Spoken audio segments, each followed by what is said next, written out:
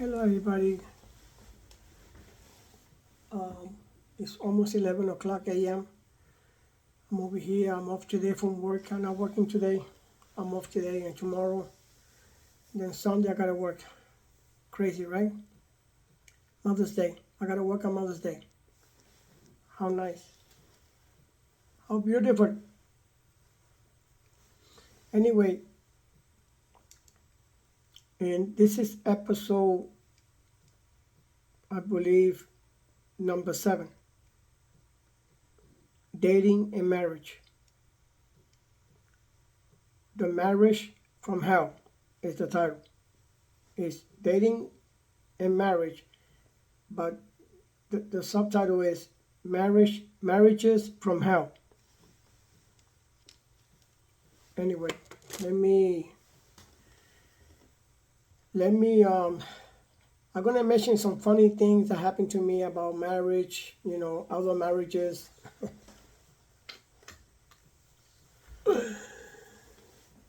Anyway, look what happened. um I told you last night, it was episode 6.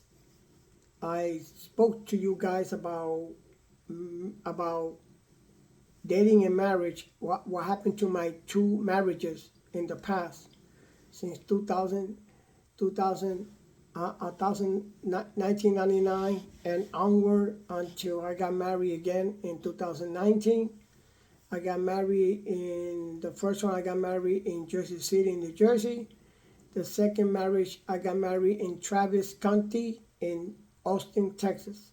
That's where my ex-wife's oldest daughter lives. Anyway, let me go back to get the foundation of the whole thing. How this marriage, especially the second one, was the worst. The first one, I dealt with it. We didn't have no fights. We didn't have no quarrels. We didn't have no. There was little disagreements here and there, but everything went cool. And what I liked about it was that when I first met this woman, I went to her parents and I met them and I talked to them and I asked for their hand, for her daughter's hand, like a man's supposed to. Okay? If you're not a man, that means you're a coward. If you don't go and talk to the parents of your girlfriend that you want to date, you want to see, you want to marry, if you don't do that, and then you are not a man. You don't have a pair like I do, and like other men do. They got a big pair, and they do the right thing. Okay? I just want to set the record straight, bro. I want to set the record straight. Be a man.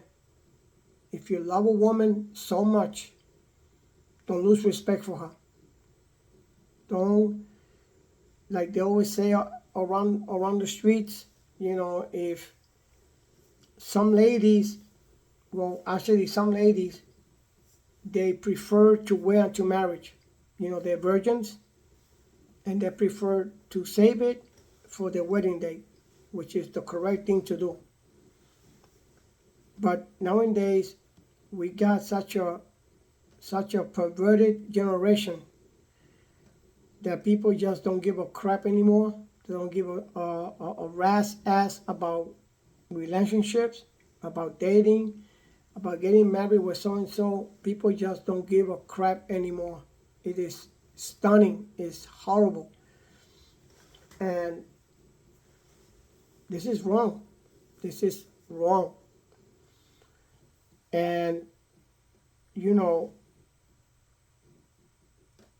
it is bad that so many marriages are for just for leisure, show off.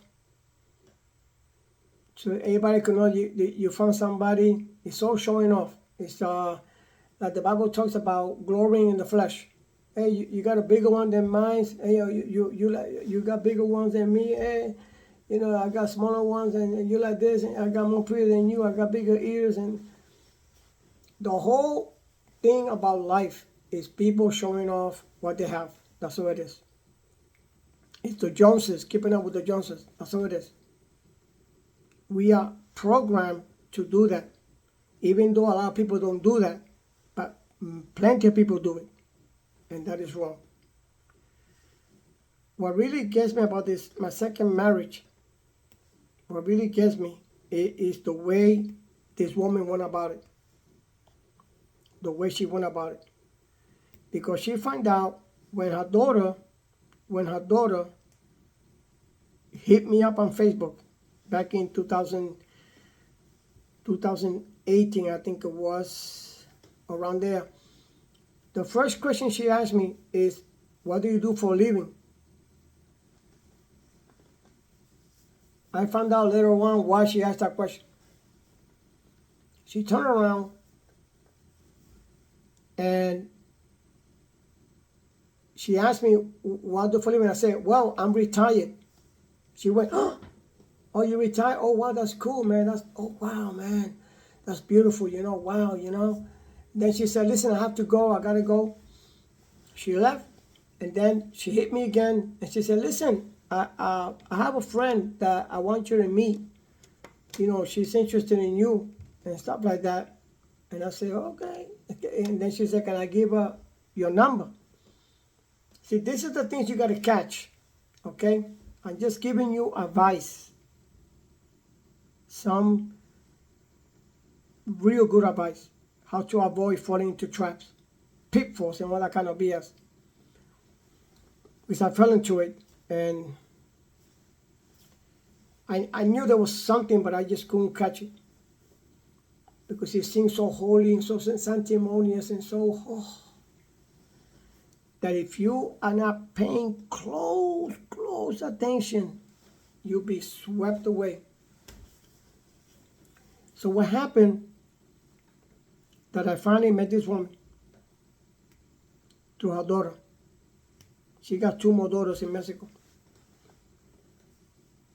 They are very big women already. They're married, they got children or whatever. They're not little girls anymore. They above their 30s. Her mother is 70, just like me.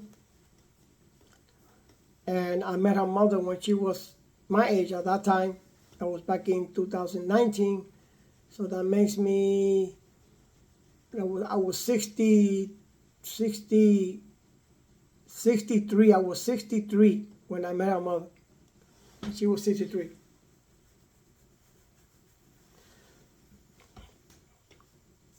When we got married, I went to live with her in Mexico. And in Mexico, everything changed. She began to rebuke me. She began to correct me. She began to tell me, I said, excuse me. I'm sorry, what happened? Hey, you freaking stupid motherfucker. Excuse my language. And I went, calling me cabrón. I said, what's wrong with this lady? Everything was a correction. I felt like a little kid with diapers, always being corrected by this woman. What the heck? Anyway, like I told you last night, as soon as I walked into her house, I felt unwelcome. That same week, she brought a guy because there was no light in the house. She brought this guy to check the lights, and finally the guy sent me out to go buy the part, and I was about to walk out. Then I said, wait a minute, this doesn't make no sense. Why this guy is sending me if I don't know the area? I'm new here. I mean, that's the first thing my wife should have said. If she was that smart, she could at least say, yo, I think both of you guys should go. Or you go. But don't send my husband out there because you don't know this area. Right there, that's a flag right there. And I got suspicious. I said, why you want to stay with my wife while I'm going to go over there and get that pot that you're looking for? And my suspicions were correct. Well, she planned this thing all the way from Texas. to meet this guy, come over, pretend that the light broke, so like that, I'll go and get the part while they both are having sexual intercourse somewhere in the house. Doing a quickie. You know what I mean? Because they are quickies, and they are ones that you take 1 hour, and you're in bed for 1-2 hours, and you're enjoying yourselves real nice and beautiful, and you're having a good time. You're sweating like hell, and you're going to this, you're going to that, and you do different positions, and you go through the whole lock thing, right? And then there's quickie. That means that you open your legs real quick, and the guy puts it in, and that's it. That's it. It's a quickie. That's a quickie. That's a quick one. When you do it real quick, maybe 5 minutes, 10 minutes, whatever, that's a quickie. So she thought she was going to do a quickie, but I was very quickie, and I turned back, and I said, yo, you're not staying here with my wife. What is wrong with you? My wife, she looked like that. She was next to him. She went, damn, like this guy really messed up my plan, because that was the setup. And guess what happened? You know how I could prove it? Because I find out that the freaking lady, she never paid her bill. She never paid her electric bill. The bill came. I saw the bill. She was behind by 500 pesos, which is, I don't know, like $25. And I went, why? So it was not true. It was not true. She set it up that way so she can somehow have me go, get lost, and she's going to do a quickie. That's what it was. Because how in the world, if she got so much money, you got a car, you got a house, you got 3 houses, you got lands, you got a freaking car, you got almost 1 million pesos in the bank, which is equivalent to $50,000, and you don't got time to pay your bill. But she did it that way. And I caught her right there. And I told her, listen, what this guy did wasn't right. I don't want this guy here no more. I'm sorry, I don't want to deal with this guy no more. Get the hell out of here. This is all wrong. Anyway, it turns out that she got mad. She didn't like it. She thought I was super religious or super righteous. And I said, listen, it's not that. It's the fact that the way you went about it, the way he went about it, it raises suspicions. Doesn't look good. You don't do that. And I told her, how will you feel if I go to somebody's house and I tell the guy, go buy some coffee, and I'll stay with your wife, and you come back and bring us some coffee. And she said, well, it's different. I said, listen, it's not different. It's the same thing, same crap. It's wrong. Anyway, what happened with that marriage in Mexico, it got more intensified in the sense that she began to literally put me down. She began to pronounce curses over me. And she always told me sometimes, I don't know what the hell I married you for. You freaking this and freaking that. And I said, oh, really? Also, now you're pronouncing curses. Okay, I got it. So she was like that all the time. One day I was driving with her. Look at this. I was driving to Zacatecas, whatever. We were driving downtown. And I was sitting like this, and I looked like that because she was doing makeup, So I told her, hey, honey, you look beautiful, You look so gorgeous, I like you, And she says, oh, thank you, honey. You're so beautiful. Wow. I love you. So guess what? Like that. Her personality changed. She turned around and she said, you piece of shit. You good for nothing piece of shit. You know, in Spanish. You're worthless piece of shit. You're worthless to me, and you're worthless to me as a man. You never give me nothing. You don't give me a house. You don't give me a car. You don't give me this. You don't give me that. And I went, what the hell is this? So I told her, you want me to go a little faster and just run into a tree or something? Let me know. So I'll do it right now. I'll make you fly out that window. And my friend, she did that 2 times. Twice. She did that. And I said, this woman has a spirit. This woman doesn't have the love of God. She doesn't have the spirit of God or nothing. Because she told me she was a Christian. I'm a Christian now. See, I'm a born-again Christian. She told me she was a born-again Christian, all that kind of stuff. But then when the truth began to come to the surface, everything come out to the surface, then I saw that this woman was not a Christian. She was nothing near Christian. Nothing. And this woman was very vulgar. We were constantly screaming at each other. This woman, one day she came to work and she went straight to the kitchen and she started cursing me out and asking me why I didn't clean the blender. And I said, listen, you moron, I'm cleaning the freaking house. I'm mopping, I'm sweeping, I'm putting things in perspective, and I'm dusting all that. And you got time to complain about a freaking blender? I could clean that in a few minutes. And she just kept on and kept on, and the whole argument lasted almost an hour or 2.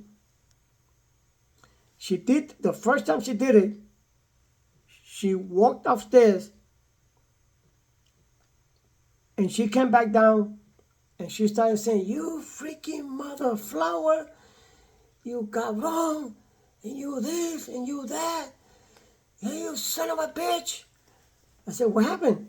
You left some water upstairs and you left dust on top of the bureau. You freaking. And I said, hey, moron, why don't you just take a rag and go up there and clean it? Help me clean. I'm cleaning. Almost finishing. You see how these people are? All simply because she couldn't get what she wanted. She was after my pension. And before we went to Mexico, she met my niece. And my niece told her, specifically told her, in this house right here, in 2019, he told her, let me tell you something. Eugene is my only uncle I have left. And he's going to Mexico with you. And I'm going to tell you something right now. Something ever happens to my uncle, I'm coming after you. I got people in high places, and we're going to go after you. And we know where your daughter lives, in Austin. We know this, and we know that about you and everything. And ever since that day, my ex-wife has gotten a resentment against my niece. A real resentment. That she couldn't stand my niece anymore. And because of that, she couldn't get what she wanted over there in Mexico, because she was planning, check this out, she was planning to stage a kidnapping so that they could kidnap me, and then she'll call the security administration office, and they'll kill me, and then she'll get access to my social security by law. But since my niece told her that before we went to Mexico, she was restraining herself from doing something like that. If it wasn't for my niece telling her that, I would have been killed in Mexico. She would still be living with my social security check forever. And that woman had the most evil intention in the world. She was evil. Bro, she was evil. She even told me when I left Mexico, she told me, I hope when you leave, I hope the cartel find you and kill you and murder you. This is the love of a wicked woman. This is the mercy of the cruel the Bible talks about. And this woman had an evil heart, evil intentions. She was planning and planning. And thank God I left on time. If not, I would have gotten killed, because she knows a lot of people over there. And her daughter told me about it.